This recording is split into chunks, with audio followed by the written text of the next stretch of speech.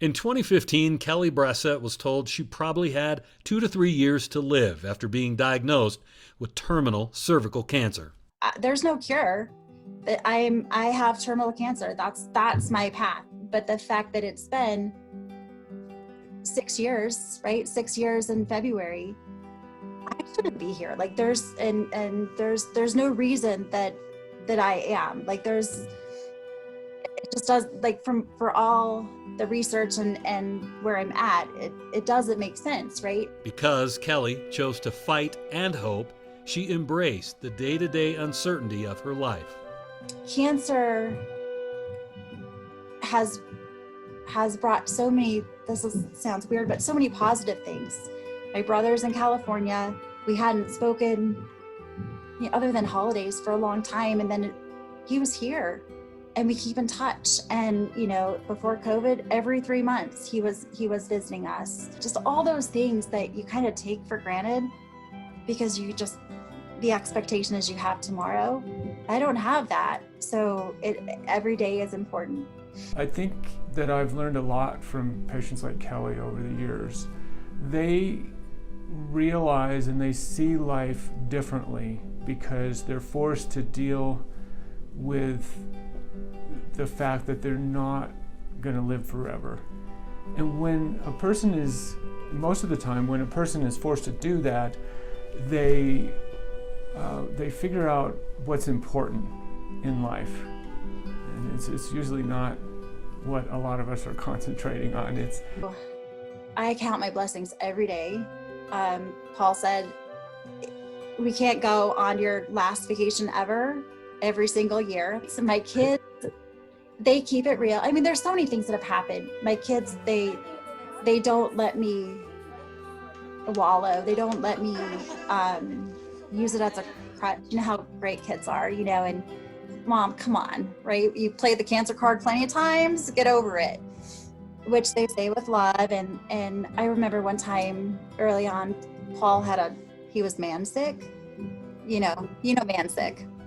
And it just whining and complaining. I was like, yeah, you know what? I'm sick every day. And he said, you're always going to trump me.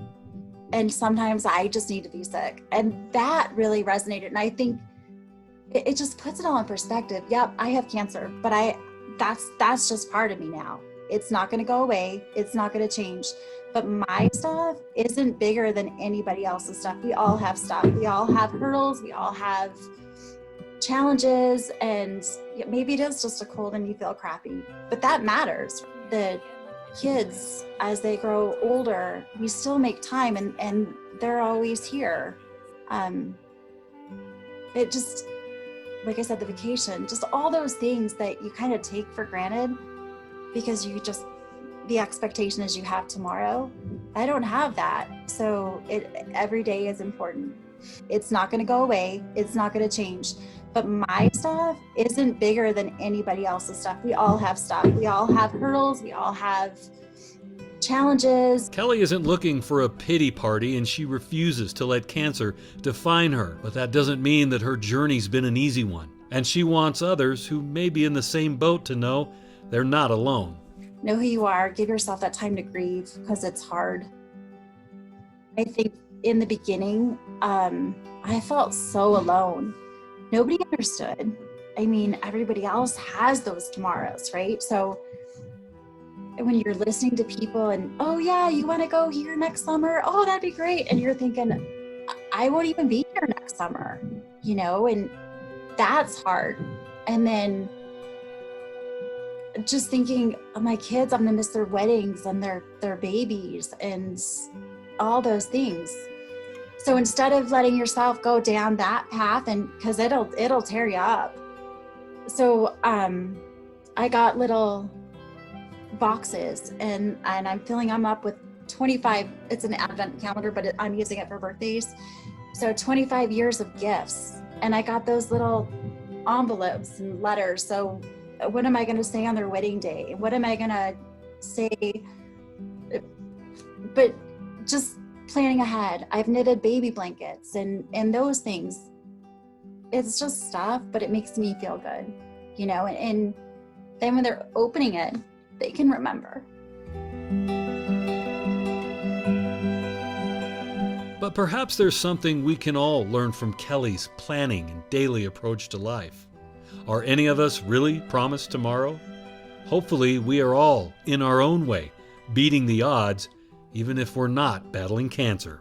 You know, the problem is we don't have a crystal ball when we treat cancer, and there's a wide variability on how people do. There are people like Kelly who live way beyond the median survival described in studies.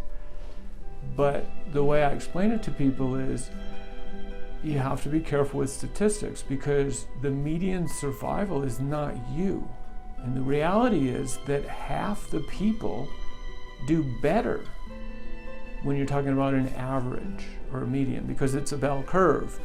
And usually you're near the middle of the bell curve, but the reality is half of the people do better than that, and the converse is true, half the people do worse. It's just most people are near the median. So it gives you a rough idea generally how people in your situation do.